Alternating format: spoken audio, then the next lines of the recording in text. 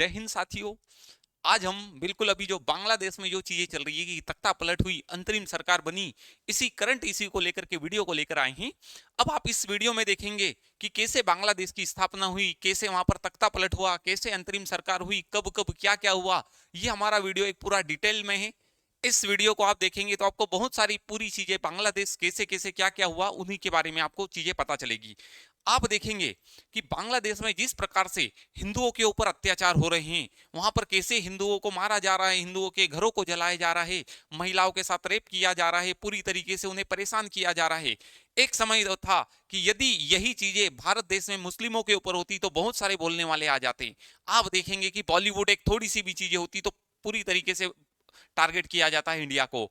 आप देखेंगे कि यदि मुस्लिमों को कुछ होता तो ममता बनर्जी बिल्कुल पूरी तरीके से टारगेट करती और ये बातें करती, और यहां तक कि इस्लामिक देशों का संगठन है ओआईसी, जो पूरी तरीके से भारत के ऊपर दबाव बनाता। लेकिन अभी जो वर्तमान में जो बांग्लादेश में हिंदुओं के ऊपर जो अत्याचार हो रहे, इसमें किसी भी एक भी व्यक्ति का कोई कमेंट नहीं आया है। आप देखेंगे इस्लामिक देशों का जो संगठन है, जो 57 देशों का संगठन है, वो भी कुछ नहीं बोल पा रहा। और यहां तक कि कहा जाए कि शेख हसीना जो बांग्लादेश से निकलकर भारत में आई और शरण ली, एक भी इस इस्लामिक कंट्री में से एक भी देश ने ये नहीं कहा कि आप हमारे यहाँ पर आ जाइए और आप हमारे यहाँ पर शरण ले लीजिए। कोई भी बोलने वाला नहीं है। लेकिन यही चीजें एक सेक्युलरिज्म की बात की जाए और दूसरे पक्ष पे होती तो न जाने कितने लोग बोलने के लिए आ जाते और ये करते। आप इस वीडियो में ही देख रहे कि बांग्लादेश में किस किस प्रकार से कैसे कैसे अत्याचार हो रहे हैं। आप देखिए कि पूरी तरीके से चीजें जलाई जा रही है। इनको देखिए तो आप किस प्रकार से वहां पर है, आगजनी हो रही। और कुछ लोगों को तो कहा जाए, इन्हें क्या आप स्टूडेंट कहेंगे, क्या आप छात्र कहेंगे, ये केवल और केवल इन्होंने पूरी चीजें इसलिए की क्योंकि ये प्रधानमंत्री के निवास स्थान में जाकर उनके बिस्तर पर सो सके और ये इस प्रकार से हरकतें कर सके। अब हम देखते हैं कि ये बांग्लादेश की भी बात की जाए तो बांग्लादेश, ये हमारा वीडियो पूरा एक डिटेल वे में रहेगा। आपको पूरी इस वीडियो को देखने के बाद पूरी तरीके से समझ में आ जाएगा कि बांग्लादेश कैसे बना, क्या हुआ, कब कब कैसे कैसे कैसे कैसे चीजें चली। अब आप इसमें देख रहे होंगे कि इसमें आपको दिख रहा है इंडिया का मैप, साथ ही यहां पर लिखा हुआ है पश्चिमी पाकिस्तान, साथ ही यहां पर लिखा हुआ है पूर्वी पाकिस्तान, और ऊपर देख पा रहे हैं आप 1947 से लेके 1971 तक। अब हम इसके भी थोड़े पहले की बात करते हैं सन 1905 में। 1905 में जब लॉर्ड कर्जन ने यहां पर जब बंगाल का विभाजन किया था, तो जब ये पूर्वी पाकिस्तान नहीं होता था, ये होता था पूर्वी बंगाल, और यहीं पर आप देखेंगे तो ये हमारा है पश्चिम बंगाल। इन्होंने जब लॉर्ड कर्जन ने डिवाइड किया था, जब यही चीजें कि ये आपका होता था पूर्वी बंगाल और ये होता था अभी पश्चिम बंगाल, जो वर्तमान में भारत में पश्चिम बंगाल, और इसे कहा जाता था पूर्वी बंगाल। अब जैसे जैसे जैसे जैसे चीजें चलती गई 1947 में जब भारत से आजाद हुआ पाकिस्तान, कि भारत से जब आजाद हुआ पाकिस्तान एक अलग देश बना। अब पाकिस्तान, जिसे इसे कहा जाता था पाकिस्तान और इसे कहा जाता था पश्चिमी पाकिस्तान, इसी पश्चिमी पाकिस्तान का ये वाला हिस्सा होता था पूर्वी पाकिस्तान। अब इन दोनों में डिफरेंस क्या था? ये जो पश्चिमी पाकिस्तान था, ये एक तरीके से आर्थिक रूप से इतना मजबूत नहीं था। पूर्वी पाकिस्तान था, ये आर्थिक रूप से मजबूत था, यहाँ पर रेवेन्यू अच्छे से होता था। ये पश्चिमी पाकिस्तान है, इस पश्चिमी पाकिस्तान की यहाँ की भाषा होती थी उर्दू, और यहां पर जो लोग होते थे वो मुस्लिम भी थे, साथ ही यहां पर बांग्ला भाषा का भी प्रभाव होता था। क्योंकि आप देखेंगे कि यहाँ की संस्कृति कल्चर एक जैसा है। इधर आप देखेंगे तो भारत में जो लगा हुआ पंजाब प्रांत वगैरह है, इनकी जो भाषा होगी ये इनसे मिलती जुलती होगी, यहाँ की बांग्ला से रिलेटेड मिलती होती थी।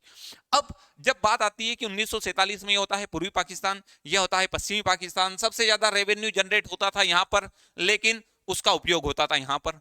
कभी भी सरकार बनती थी, कब? 1947, जब पूर्वी पाकिस्तान और पश्चिमी पाकिस्तान था, उस समय की जब भी सरकार बनती थी तो यहाँ के कोई व्यक्ति चुनाव लड़ता था, वही बनता था प्रधानमंत्री। और आप इसकी विडंबना जब देखें कि भारत देश से पाकिस्तान 1947 में अलग हो गया था, लेकिन उसके बाद भी यदि पाकिस्तान में चुनाव होते तो बिल्कुल अप्रत्यक्ष रूप से होते थे। अप्रत्यक्ष रूप से वो मतलब जनता उसमें वोट नहीं देती थी, केवल वही लोग अप्रत्यक्ष रूप से निर्वाचित होकर के आते थे। और यहाँ पर जब मोहम्मद अली जिन्ना और लियाकत अली खान और ये चल रहे थे, तब भी अप्रत्यक्ष रूप से, और यहां पर पहली बार प्रत्यक्ष चुनाव 1954 में हुए थे। उसके बाद से चीजें तो आप देख सकते हैं कि कितना पीछे तरीके से चली रहा था। साथ ही यहां पर देखा जाए कि यहां पर सबसे ज्यादा चलती है आर्मी का शासन पहले से ही यहां पर चलता हुआ आ रहा है, और यहां पर प्रॉब्लम्स रहती है, हमेशा ही चलती आ रही है। तो ये था पश्चिमी पाकिस्तान, ये था पूर्वी पाकिस्तान 1947 की बात करें। अब ये इसी प्रकार से यहाँ के पैसों को यहाँ पर यूज करते थे, यहाँ का प्रधानमंत्री होता था, सब कुछ होता था, यहाँ पे होता था, और ये पूरी तरीके से पिछड़ता जा रहा था, पिछड़ता जा रहा था, पिछड़ता जा रहा था। अब यही बात चलती है कि एक समय की बात है कि जब इन्होंने कहा कि हमारी भाषा बांग्ला होना चाहिए और उर्दू भी रहेगी, लेकिन हमारी भाषा बांग्ला होना चाहिए, और यहाँ पर मोहम्मद अली जिन्ना है वो पूरी तरीके से उसके फेवर में थे कि यह पूर्वी पाकिस्तान है तो यहाँ की भाषा भी उर्दू ही होना चाहिए। इस कारण से वहां के लोगों में नाराजगी जागृत होती है। नाराजगी जागृत होने के बाद ये लोग एक दूसरे से, मतलब पूर्वी पाकिस्तान और पश्चिमी पाकिस्तान ही एक दूसरे को पूरी तरीके से एक दूसरे से को हराने में लगे रहते हैं कि नहीं हमारी भाषा बांग्ला होना चाहिए, लेकिन फिर भी एक्सेप्ट करते कि एक काम करो उर्दू भी रखो, साथ ही बांग्ला को भी एक सबऑर्डिनेट भाषा के तौर पर रख सकते हैं। अब इसके भी बात देखें कि पाकिस्तान ये तो था ही था, उसके बाद में जब यहां पर एक समय की बात आती है, कब, सन 1970 की। 1970 में यहां पर चुनाव होते हैं। चुनाव होने के बाद में आप इसमें भी देखेंगे कि क्या होता है कि ये होते हैं मुजीबुर रहमान, जिन्हें बांग्लादेश का राष्ट्रपिता भी कहा जाता है, जिन्हें बंगबंधु भी कहा जाता है, और आगे चल के देखेंगे तो हम इनके बारे में और भी बताएंगे कि जो शेख हसीना, जिनको आप जो अभी वर्तमान में बांग्लादेश छोड़ के भागी है, वो इनकी ही बेटी है। ये क्या करते हैं कि इस प्रकार से जो चीजें चली आ रही थी, पूर्वी पाकिस्तान, पश्चिम पाकिस्तान का ग्रोथ होना, ये 1949 में ये क्या करते हैं, 1949 में आवामी लीग पार्टी की स्थापना करते हैं। अब यही आवामी लीग अब ये बोलते हैं कि अब यदि कोई चुनाव होंगे, प्रत्यक्ष रूप से चुनाव होंगे, तो क्या होगी, आवामी लीग पार्टी भी उसमें चुनाव लड़ेगी, और ये 1970 में ही आवामी लीग पार्टी से खड़े होते हैं। अब बात कहां आती है, बात ये आती है कि अभी तक जो जितना भी वर्चस्व चल रहा था पश्चिमी पाकिस्तान का चल रहा था, लेकिन 1970 में चुनाव होने के बाद में यहां पर जीत होती है आवामी लीग पार्टी की, और शेख मुजीबुर रहमान प्रधानमंत्री बनने के लिए करते हैं। अब यही चीज अच्छी रास नहीं आती है किसको, पश्चिमी पाकिस्तान को। अब वो सोचते हैं कि किस प्रकार से इस पूर्वी पाकिस्तान का जो आवामी लीग पार्टी चुनाव जीतने के बाद में, इलेक्शन में जीतने के बाद प्रधानमंत्री बनना चाहता है, तो इसे किस प्रकार से रोका जाए, क्या किया जाए। तो ये क्या करते हैं कि बात करते हैं 1971-70 के बाद में, जब प्रधानमंत्री बनने से जैसे तैसे रोका जाता है, और रोकने के बाद में पाकिस्तान क्या करता है कि 25 मार्च 1971 को ऑपरेशन सर्चलाइट चलाता है। इस ऑपरेशन सर्चलाइट का काम यह होता है कि ये पाकिस्तान की सेना को पूरी तरीके से बांग्लादेश में पहुंचा देते हैं, और बांग्लादेश में पहुंचाने के बाद में यहाँ के लोगों के ऊपर अत्याचार किया जाता है, लोगों को मारा जाता है, पूरी तरीके से खत्म किया जाता है कि इनको किसी भी प्रकार से इस प्रकार से प्रताड़ित करो कि ये चीजें नहीं हो। इसी बीच में क्या होता है कि 25 मार्च को ऑपरेशन सर्चलाइट चलाते हैं। अब लोग वहां से बिल्कुल पूरी तरीके से त्रस्त हो चुके होते हैं, किसे, पाकिस्तान सेना के द्वारा किए गए अत्याचारों से। तो इसी के बाद में आप देखेंगे कि 26 मार्च 1971 को ही बांग्लादेश में स्वतंत्रता संग्राम की औपचारिक शुरुआत हो जाती है। अब यहां पर होता है, इस समय पर भारत देश में प्रधानमंत्री होती है इंदिरा गांधी। अब आप देखेंगे कि इंदिरा गांधी यहां पर प्रधानमंत्री है। इसी के साथ में पाकिस्तान क्या करता है कि हमारे जो पाकिस्तान में पश्चिमी पाकिस्तान से लगे हुए अमृतसर के बाद में आप देखेंगे इधर पंजाब के क्षेत्र हुए, राजस्थान वाले क्षेत्र हुए, यहां पर पाकिस्तान आगे रह के कुछ अटैक कर देता है। इंदिरा गांधी खुद चाहती थी कि पहले पाकिस्तान कुछ गलती करे, गलती करने के बाद में हम सपोर्ट करने लगे दूसरी चीजों का, और इसी के बीच से बनती है मुक्ति वाहिनी। मुक्ति वाहिनी सेना बनाते हैं शेख मुजीबुर रहमान। जब शेख मुजीबुर रहमान मुक्ति वाहिनी सेना बनाते हैं तो इंदिरा गांधी पूरी तरीके से सपोर्ट करते हैं मुजीबुर रहमान का, और जहां उन्होंने ऑपरेशन सर्चलाइट चलाया था, ऑपरेशन सर्चलाइट के अगले ही दिन 25 मार्च के बाद 26 मार्च को बांग्लादेश में स्वतंत्रता संग्राम की औपचारिक शुरुआत हो जाती है। अब ये धीरे धीरे चलता जाता है, और ये पूरी तरीके से पूरी प्रोसेस चलती है। जब दिसंबर का महीना आता है, तब दिसंबर के महीने में मुक्ति वाहिनी सेना जो शेख मुजीबुर रहमान ने बनाई थी, अब भारत देश की जो आर्मी, नेवी, एयरफोर्स, इन सभी चीजों को कह दिया जाता है कि आपको पूरी तरीके से मुक्ति वाहिनी का सपोर्ट करना है। और ये 1 दिसंबर से लेकर के 16 दिसंबर 1971 तक मुक्ति वाहिनी का सपोर्ट करके पूरी तरीके से करते हैं, मुक्ति वाहिनी का सपोर्ट करते हैं। और लास्ट में 16 दिसंबर को बांग्लादेश की क्या हो जाती है, विजय हो जाती है। पाकिस्तान की पूरी सेना लगभग उसमें 93,000 सैनिक थे। अब उस समय पर भारत देश के जो वहां पर थे जगजीत सिंह अरोड़ा, और उसी के बाद में पाकिस्तान के अमीर अब्दुल्ला खान नियाजी, इन दोनों के बीच में एक संधि होती है जिसमें अमीर अब्दुल्ला खान नियाजी आत्मसमर्पण कर देते हैं। पाकिस्तान की सेना पूरी तरीके से आत्मसमर्पित कर देती है और इस चुनाव को मतलब इस युद्ध को पूरी तरीके से हार जाती है। और उस पर क्या होती है, अब 16 दिसंबर 1971 को ही बांग्लादेश में क्या होता है, बांग्लादेश बन जाता है। अब बांग्लादेश बनने के बाद की कहानी क्या होती है, उस बांग्लादेश के बनने के बाद में अब पाकिस्तान पूरी तरीके से वहां से अभी तक जो आप देख रहे थे कि जो था पूर्वी पाकिस्तान, अब वो पूर्वी पाकिस्तान बन जाएगा बांग्लादेश। अब 16 दिसंबर 1971 बांग्लादेश की स्वतंत्रता, इस दिन 16 दिसंबर को ही बांग्लादेश की क्या हो जाती है, स्वतंत्रता, और बांग्लादेश बनाता है अपना विजय दिवस। जो शेख मुजीबुर रहमान, वर्तमान में शेख हसीना जिनकी बेटी है, बेटी एक आप देखेंगे कि जिसके पिता ने पूरी तरीके से बांग्लादेश को स्वतंत्र करवाया, पूरा एक देश बनाया, आज की तारीख में उस शेख हसीना के लिए भारत देश मतलब बांग्लादेश शेख हसीना के लिए बांग्लादेश भी रहने के लिए जैसा नहीं है, भारत देश में उसे उन्हें शरण लेनी पड़ी। ये शेख मुजीबुर रहमान को ही बांग्लादेश का राष्ट्रपिता कहा जाता है। ये 1971 से 1971 से 72 तक राष्ट्रपति रहते हैं। उसके बाद में ये वहां पर राष्ट्रपति रहने के बाद में फिर प्रधानमंत्री रहते हैं 1972 से 75 तक। अब ये चीजें चलती आ रही थी। अब मुक्ति वाहिनी जो सेना थी, अब एक व्यक्ति तो पूरी तरीके से चीजें कर नहीं सकता था। अब इन्होंने पूरी एक मुक्ति वाहिनी सेना चलाई थी। एक आपने देखा अवामी लीग पार्टी बनाई थी, 1970 में जीत भी हासिल की, 1971 में फिर इन्होंने क्या किया, बांग्लादेश को स्वतंत्रता दिलवाई, मुक्ति वाहिनी सेना बनाई। अब 75 में क्या होता है, 1975 के समय मुक्ति वाहिनी सेना जो जीत हासिल की थी, पूरा श्रेय जा रहा था शेख मुजीबुर रहमान को। अब इसी बीच में उन्हीं के बीच में एक जिया उर रहमान होते हैं। जिया उर रहमान को भी ये चीजें रास नहीं आती, क्योंकि पूरी चीजों का श्रेय सभी को मिलना चाहिए, और यहां पर श्रेय मिल रहा था शेख मुजीबुर रहमान को, क्योंकि वो बड़ी लेवल पे चलते जा रहे थे। एक दिन आता है शेख मुजीबुर रहमान के लिए 15 अगस्त 1975। अब 15 अगस्त 1975 को क्या घटना होती है कि 15 अगस्त 1975 को शेख मुजीबुर रहमान के परिवार में पूरी तरीके से लोग घुसते हैं। घुसने के बाद में उनके पूरे परिवार वालों का सफाया कर देते हैं। अब इसमें बात यह होती है कि इसी के 15 अगस्त के पहले ही कुछ दिन पहले शेख हसीना और शेख रिहाना, ये दोनों बहनें कहां गई हुई थी, ये जर्मनी गए हुए थे। वहां पर उनके पति शेख हसीना के जो पति थे वो न्यूक्लियर साइंटिस्ट थे, तो उन्होंने बुलाया हुआ था, तो ये लोग गए हुए थे जर्मनी। कब, 1975 में, नहीं तो उस समय शेख हसीना भी शायद नहीं होती।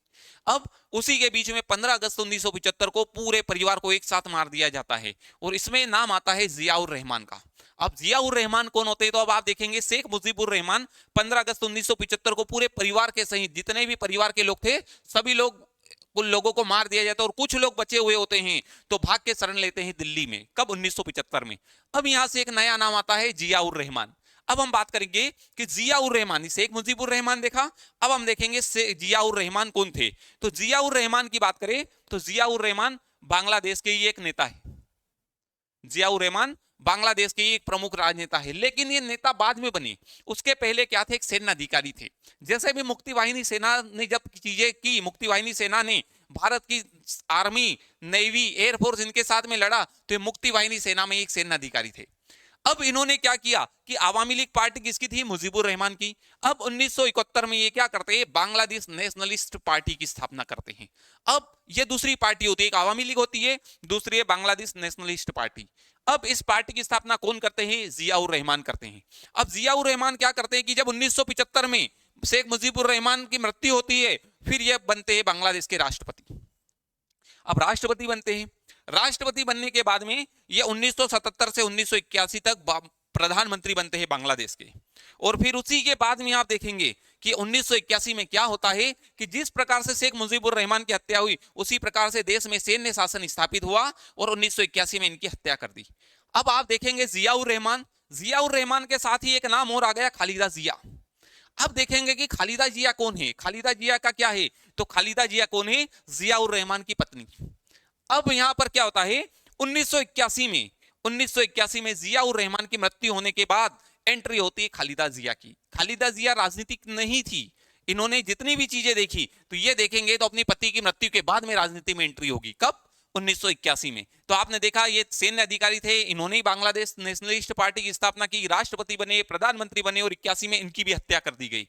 अब इसी के बाद में अब आप देखेंगे तो यहां पर आपको दो चीजें दिखाई दे रही है, एक है शेख हसीना और एक है खालिदा जिया। दोनों एक दूसरे के अपोनेंट, दोनों एक दूसरे के अपोनेंट। ये इन्हें देखना पसंद नहीं करते, ये इन्हें देखना पसंद नहीं करते। अब इसके भी पीछे की हम एक चीज बताते हैं कि ये ऐसी चीजें होती क्यों। खालिदा जिया, खालिदा जिया को ये लगता था कि खालिदा जिया के पति की मृत्यु आवामी लीग पार्टी के द्वारा करवाई गई, और शेख हसीना को यह लगता था कि शेख हसीना के पिता मुजीबुर रहमान की जो हत्या करवाई गई वो करवाई गई थी जियाउर रहमान के द्वारा। दोनों एक दूसरे के एंटी, दोनों एक दूसरे के एंटी। अब खालिदा जिया जो है, इन्होंने देखा कि जब जियाउर रहमान की हत्या आवामी लीग पार्टी के द्वारा करवाई गई तो आपने देखा कि 15 अगस्त 1975 जिस दिन शेख हसीना के पूरे परिवार को मार दिया गया था, उस दिन को ना ही इनका जन्मदिन था। अब ये बोलती कि इनका जन्मदिन, यदि इनका जन्मदिन कहा जाए तो 5 अगस्त को एक जगह इनकी मार्कशीट में जन्मदिन दिखता है। अब यदि ये पासपोर्ट की बात करें तो पासपोर्ट में यदि कहा जाए तो इनका 9 अगस्त को जन्मदिन दिखता है। मेरी सर्टिफिकेट की बात करें तो मेरी सर्टिफिकेट में इनका 8 सितंबर को जन्मदिन दिखता है। लेकिन ये 15 अगस्त को क्या करती है, केक काटती है और शेख हसीना को बोलती है कि ये मेरा जन्मदिन है। अब शेख हसीना को ये चीजें बिल्कुल पता है कि ये क्यों केक काटा जा रहा है और क्या, तब से इनकी दुश्मनी और बढ़ती जाती है और बढ़ती जाती है। अब इसीलिए ये दोनों एक दूसरे के एंटी है, ये इन्हें देखना पसंद नहीं करते, ये इन्हें देखना पसंद नहीं करती। और यही बेगमों की, ये दोनों की दोनों, खालिदा जिया और शेख हसीना, इन दोनों की लड़ाई ही इसी बात पर चलती है।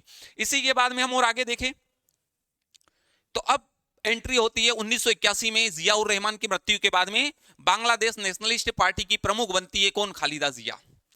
अब आप देखेंगे 81 में क्या होता है, 81 से बाद में जो चीजें चली आ रही है, तो 81 में वहां पर जियाउर रहमान की मृत्यु के बाद में फिर आर्मी का तख्ता पलट होता है। वहां पर तख्ता पलट होना आराम से चलते आता है, चलते आता है। अब उसी के बाद में क्या होता है, 1991 में वहां पर एक आर्मी चीफ थे इरशाद करके, आर्मी चीफ इरशाद थे, उन्होंने तख्ता पलट किया और उन्हें इतने अत्याचार किए कि ये दोनों बेगम एक हो गई। और 1981 के बाद में इन दोनों बेगमों ने एक होकर के इरशाद के खिलाफ, उसकी जो सैन्य चीजें चल रही थी, आर्मी का जो चल रहा था, उसका विरोध किया। और 91 में क्या बनती है, पहली बार खालिदा जिया वहां की प्रधानमंत्री बन जाती है। जब ये प्रधानमंत्री बनती है तो दोनों ने विरोध किया, तो शेख हसीना की पार्टी क्या होती है, विपक्ष में जाके बैठ जाती है, क्योंकि वो आवामी लीग से थे, ये नेशनलिस्ट पार्टी से। उसके बाद में 2001 से 2006 तक फिर प्रधानमंत्री बनती है। प्रधानमंत्री 2 कार्यकाल होता है खालिदा जिया का। और जब जब ये चुनाव में लड़ी है, जब जब चुनाव में लड़ी तो खाली शेख हसीना क्या रही है, शेख हसीना अपोज में रही है। अब इनके बीच की भी एक स्टोरी ये है कि ये दोनों जब भी चुनाव होते थे तो ये आरोप, जब ये जीतती थी तो आरोप शेख हसीना लगाती थी, जब शेख हसीना जीतती थी तो आरोप खालिदा जिया लगाती थी, चुनाव में धांधली हुई। तो ये जो केयर टेकर सरकार है, जिसे अंतरिम सरकार है, ये बहुत पहले से चली आ रही है, इन्हीं के समय से चली आ रही। और इन्होंने ही कहा कि एक काम करो, केयर टेकर सरकार बनाओ, उसके बाद में हम इलेक्शन करवाएंगे तो चीजें चलती जाएगी। तो 2 बार प्रधानमंत्री रहती है कौन, खालिदा जिया। अब उसी के बाद में जब शेख हसीना भी प्रधानमंत्री रहेगी तो वही 2018 में उनके ऊपर भ्रष्टाचार के आरोप लगाती है और इनको गिरफ्तार करके भ्रष्टाचार के आरोपों में जेल में डाल देती है। अब खालिदा जिया की बात करें तो खालिदा जिया के साथ में क्या है कि खालिदा जिया को कब राजनीतिक चीजें मिली, जब उनके पति की हत्या हुई तब। तो इन्हें उस प्रकार से सेक्युलरिज्म की बात नहीं करती, एक बात करती है कट्टरपंथी की। ये हमेशा सपोर्ट करती है पाकिस्तान का, ये हमेशा सपोर्ट करती है चाइना का, और कट्टरपंथी बातें करती है। और उसी तरीके से क्यों, क्योंकि भारत से इनका किसी प्रकार से कनेक्शन नहीं रहा है, क्योंकि किसी प्रकार से सहयोग नहीं, बस केवल बनते हैं तो थोड़ी बात करते हैं, नहीं तो नहीं। ये बिल्कुल पूरी तरीके से कट्टरपंथी विचारधारा से है। अब इसी के बाद में आप आगे देखेंगे, अब हम बात करें कि शेख हसीना की। शेख हसीना कौन, शेख मुजीबुर रहमान की बेटी। जियाउर रहमान की पत्नी कौन, खालिदा जिया। अब आप देखेंगे कि शेख हसीना जो 15 अगस्त 1975 को जब पिता की हत्या हो गई थी, इनका जन्म 28 सितंबर 1947 में हुआ। अब 75 के बाद में 6 साल इन्होंने शरणार्थी जीवन भारत में ही जिया, दिल्ली में ही रही थी, नाम बदल कर रही थी, मजूमदार करके रही थी। अब जब 75 के बाद में 6 साल के बाद में देखते हैं 1981 आता है, तो बांग्लादेश की आवामी लीग की अध्यक्ष बनती है ये। अब बांग्लादेश में जो आवामी लीग के लोग थे वो इन्हें पूरी तरीके से बुला रहे थे कि आप आइए और आवामी लीग की पार्टी को संभालिए, आपको चीजें करना चाहिए। क्यों, क्योंकि आपके पिता यहाँ के बंगबंधु रहे, आपके पिता राष्ट्रपिता रहे, सभी तरीके से शेख मुजीबुर रहमान बांग्लादेश के रहे थे। अब आ जाती है 1981 में आवामी लीग की अध्यक्ष बनती है। उसी के बाद में आप देखेंगे कि इन लोगों ने जब 91 से 96 तक खालिदा जिया जब प्रधानमंत्री थी, तो ये 19 जून 1996 तक पहली बार प्रधानमंत्री बनी, मतलब 91 से 96 तक ये विपक्ष में रही थी। उसके बाद में 1996 में पहली बार प्रधानमंत्री बनी। आप फिर देखेंगे कि 2001 से 9 तक ये फिर विपक्ष की नेता रही। क्यों? क्योंकि खालिदा जिया प्रधानमंत्री रहती थी तो ये विपक्ष में रहती थी।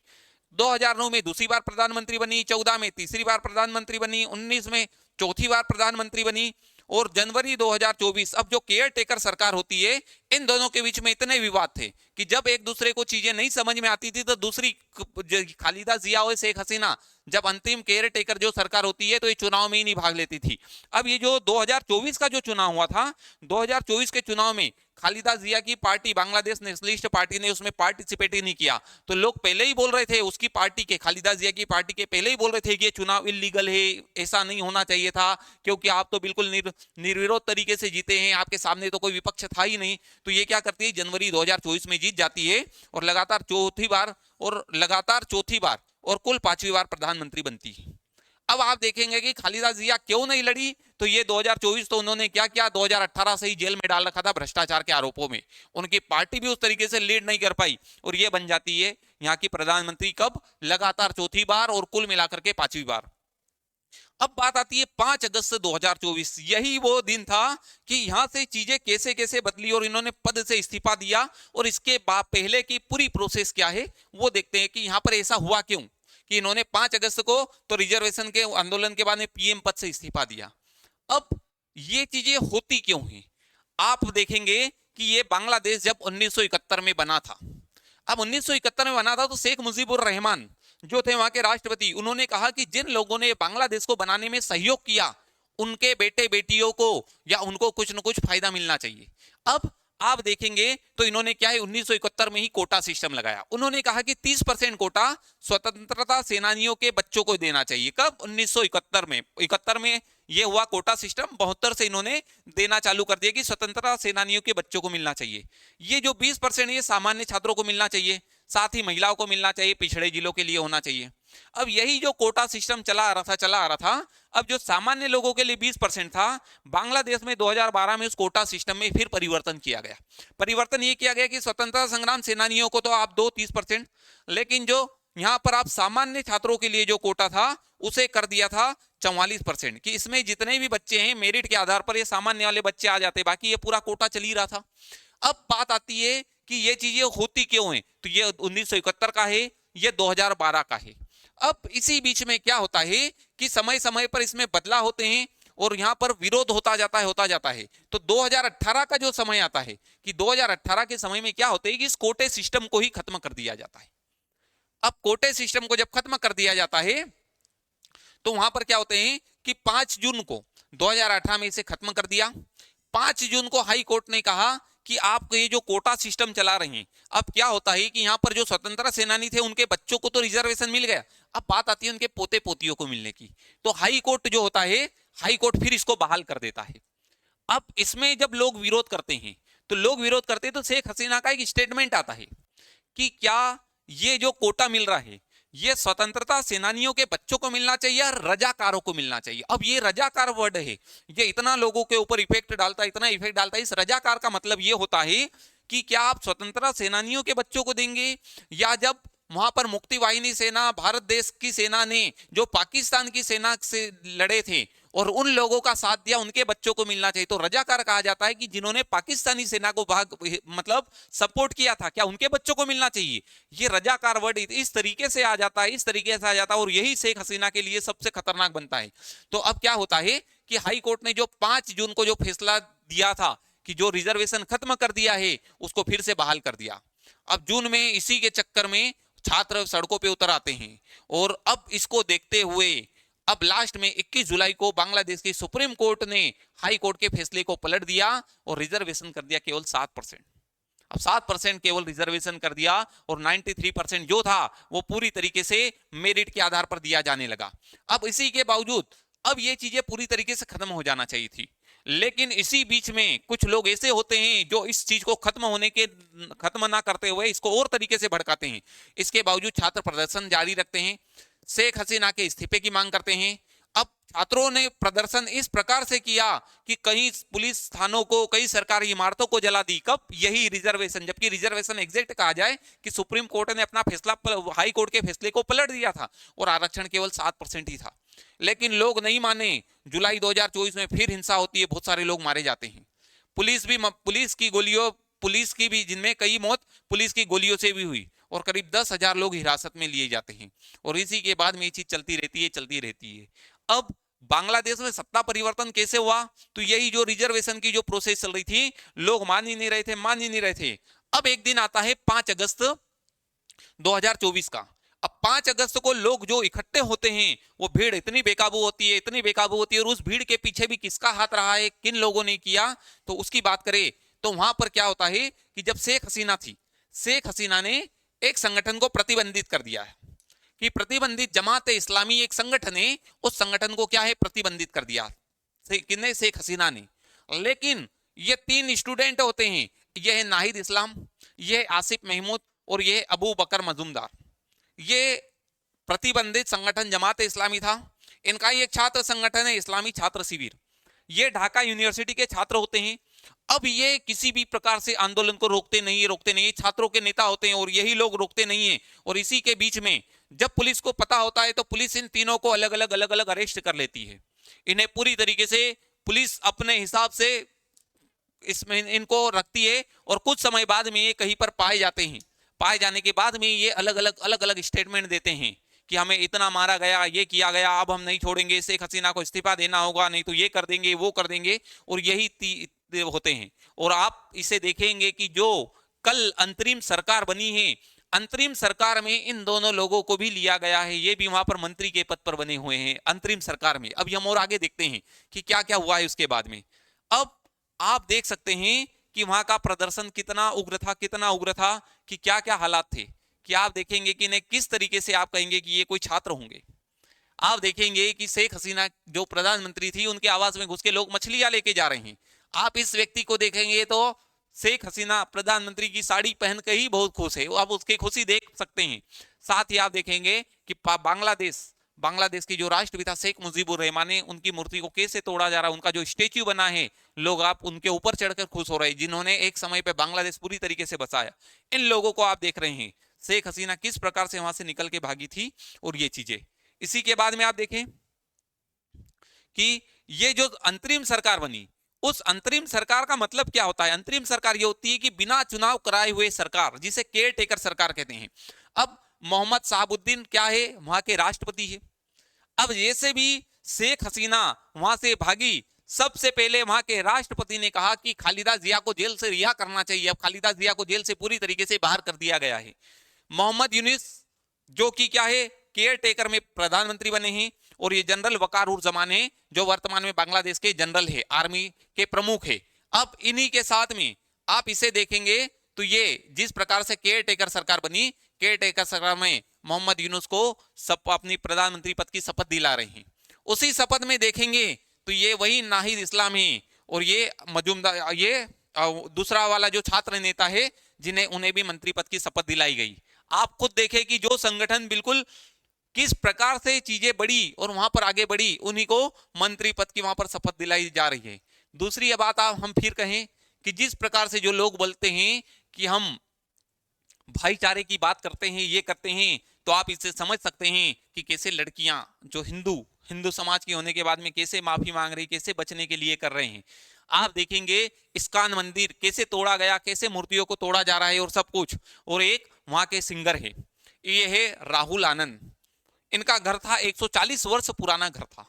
और आप इस सिंगर हिंदू है, आप इन सिंगर को इस प्रकार से देख सकते हैं कि इन सिंगर में कितनी क्वालिटी होगी, कितना नामी गिरामी होगा कि जब फ्रांस के राष्ट्रपति इमैनुअल मैक्रोन गए थे तो वो खुद उनके घर पर गए थे और उनसे मिले थे।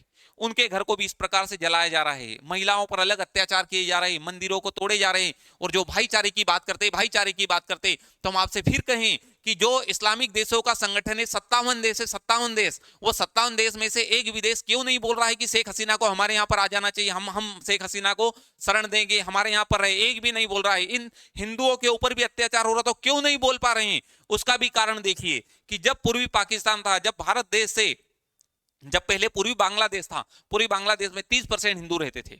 जब भारत से पाकिस्तान अलग हुआ तो 1951 में 22% हिंदू थे वहां पर। लेकिन धीरे धीरे धीरे धीरे ये चीज चलती गई। आप देखेंगे शेख मुजीबुर रहमान ने फिर भी इसको पूरी तरीके से एक धर्मनिरपेक्षता की चीजों पे चलाते रहे। लेकिन 1988 के सन में बांग्लादेश को भी इस्लामिक राष्ट्र घोषित कर दिया गया।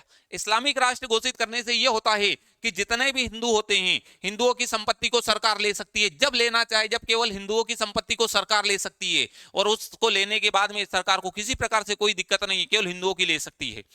जितनी भी चीजें होगी हिंदुओं की संपत्ति सरकारी संपत्ति होगी। यह होता है इस्लामिक राष्ट्र। 1988 में बांग्लादेश को भी इस्लामिक राष्ट्र घोषित कर दिया गया। अब जिस प्रकार से हिंदुओं के ऊपर अत्याचार होते गए, कुछ लोग अपने धर्म को परिवर्तित करते गए, कुछ लोग वहां से भागते गए। 2011 की जनगणना के अनुसार वहां पर 8.54% हिंदू थे।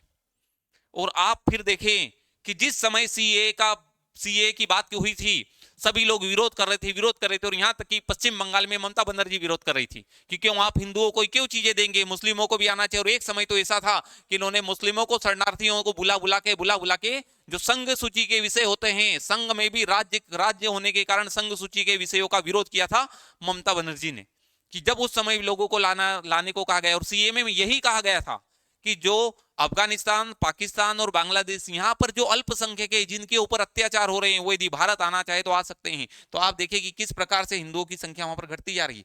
2022 में 7.95% हिंदू, और अभी जिस प्रकार से अत्याचार किए जा रहे, वो दिन भी ज्यादा दूर नहीं कि बांग्लादेश में भी हिंदू लोग ही नहीं बचेंगे, क्योंकि इनके ऊपर इतना अत्याचार किया जा रहा है, आप इससे देख सकते हैं, आप इनसे देख सकते हैं कि इतने बड़े व्यक्ति को आप ये मंदिरों की स्थितियों को देख करके कर सकते हैं कि क्या हालत चल रही है। अब बात आती है कि बांग्लादेश में तो ये चीजें चल रही है, भारत के लिए क्या इफेक्ट होगा और क्या चीजें रहेगी।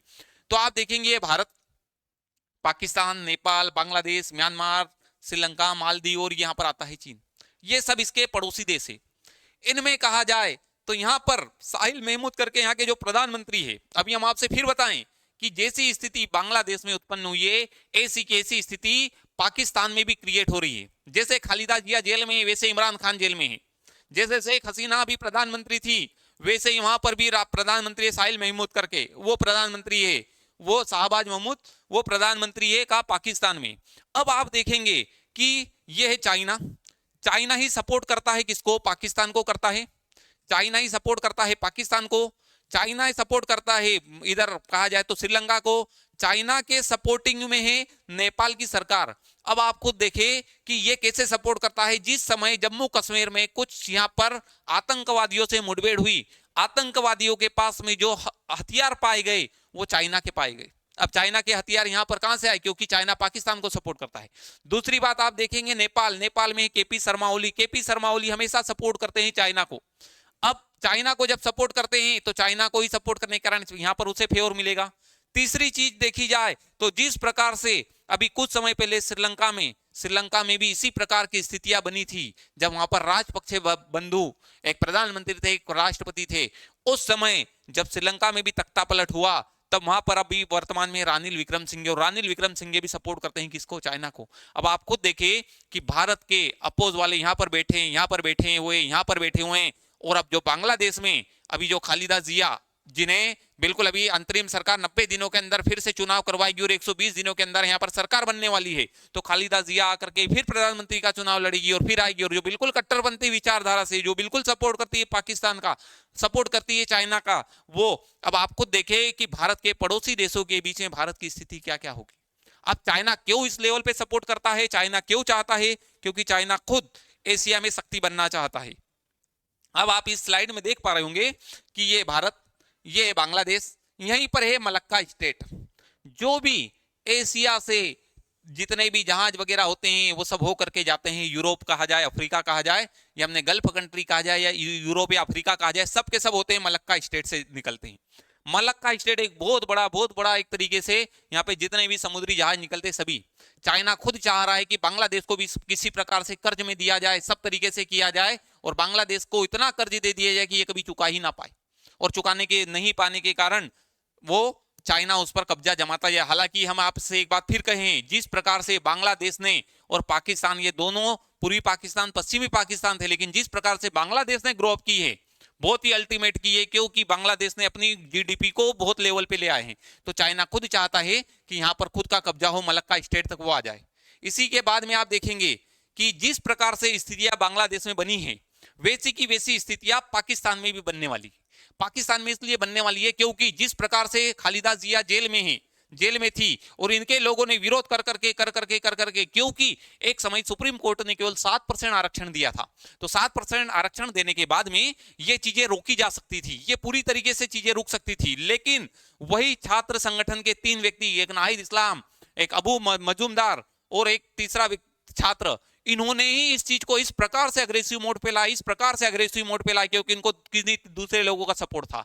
अब यहां पर जैसे भी शेख हसीना को वहां से भागना पड़ा, शेख हसीना को भागने के बाद में खालिदा जिया को सीधा जेल से रिहा कर दिया गया और जेल से रिहा करने के बाद में खालिदा जिया का बेटा जो है वो भी पहुंच चुका है। अब खालिदा जिया की उम्र ज्यादा होने के कारण उनका बेटा फिर चुनाव के इसमें आएगा और जो बिल्कुल कट्टरपंथी विचारधारा, भारत विरोधी विचारधारी के हैं। अब इसमें एक बात यह भी आती है कि जिस प्रकार से हमारे प्रधानमंत्री, भारत के प्रधानमंत्री मोदी जी की जो रणनीतियां होती है, जिस प्रकार से इनकी विदेश नीतियां होती है, एक बात ये आती है कि मोदी जी के साथ में ये हमेशा एक व्यक्ति विशेष से संबंध इनके होते हैं। व्यक्ति विशेष से संबंध होने के बाद जब देश में कोई भी दूसरा व्यक्ति बदलता है, जैसे आप देखें, और हालांकि कोई बात नहीं, जो हमारे बांग्लादेश की प्रधानमंत्री रही है शेख हसीना, उनके तो पहले से ही संबंध थे, लेकिन जैसे भी दूसरी चीजें होती है तो उस दूसरी चीजों के कारण संबंध फिर बिगड़ते हैं। अब भारत के लिए सबसे बड़ा चुनौतीपूर्ण होगा कि बांग्लादेश में जो सरकार बनेगी उससे कैसे प्रॉपर तरीके से रहा जाए, क्योंकि जिस प्रकार से हमने इसमें देखा कि भारत के चारों ओर किस प्रकार से चाइना अपने पड़ोसी देशों को फैलाते जा रहा है, उनको सपोर्ट दे दे के अपने कब्जे में लेते जा रहा है। अब इसी चीज के साथ में जो हमने ये वीडियो देखा, आपने देखा कि किस प्रकार से बांग्लादेश के बनने से लेकर के, बांग्लादेश की स्थापना से लेकर के, तख्ता पलट से लेकर के अंतरिम सरकार तक की चीजें देखी। इसी प्रकार के मेरे करंट अफेयर्स के वीडियो और भी आते जाएंगे। आप इस वीडियो के कमेंट में मुझे ये बताएं कि हमें और आने वाले समय में कौन कौन से वीडियो आप देखना चाहते हैं और मैं कौन से वीडियो को लेकर के आऊं।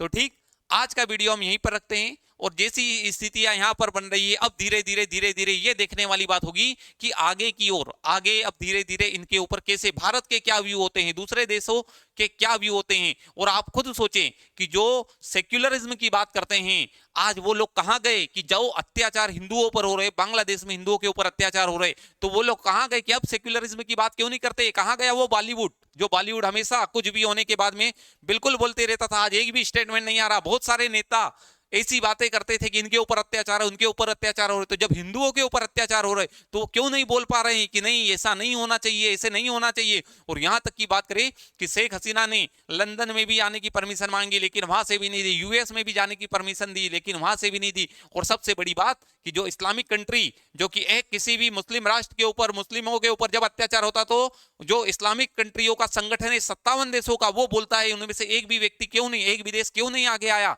और एक भी देश क्यों नहीं आगे आकर के शेख हसीना को अपने यहाँ पर शरण दी। क्या शेख हसीना को भारत में रहना पड़ रहा है, क्यों, कहां गए वो सब के सब इस्लामिक कंट्री। तो बिल्कुल आप देखें कि ऐसी चीजें होना चाहिए। और हम कहें कि गांधी जी भी कहते थे कि जब यदि कोई आपको एक थप्पड़ मारे तो आपको दूसरा गाल आगे कर देना चाहिए। और हम भी कहते हैं कि आज का समय ऐसा है कि आपके पास में इतनी ताकत होना चाहिए कि आप गाल तो आगे करें लेकिन आप में ताकत इतनी होना चाहिए कि आप कर सके। लेकिन यदि आप में ताकत नहीं है और आप दूसरा गाल आगे कर रहे तो एक कायरता का परिचय है कि आपको कायर नहीं होना चाहिए, आपको बिल्कुल खुल के बोलना चाहिए कि यहाँ पर जब जो सही है वो सही है, जो गलत है वो गलत है। और आज हिंदुओं के ऊपर अत्याचार हो तो कोई भी क्यों नहीं आ रहा है, कहाँ है वो बॉलीवुड, कहाँ है बॉलीवुड जो हर जगह अपना तंज कसते रहते हैं। तो ठीक, आज का वीडियो हमारा ये यहीं पर समाप्त करते हैं। और भी मेरे समय समय पर करंट से रिलेटेड वीडियो आते रहेंगे। आप कमेंट बॉक्स में बताएं कि अब आने वाले समय में आप किस प्रकार से वीडियो देखना चाहते हैं और इस वीडियो में आपको क्या अच्छा लगा, बिल्कुल आप कमेंट में बताएं। जय हिंद, जय भारत।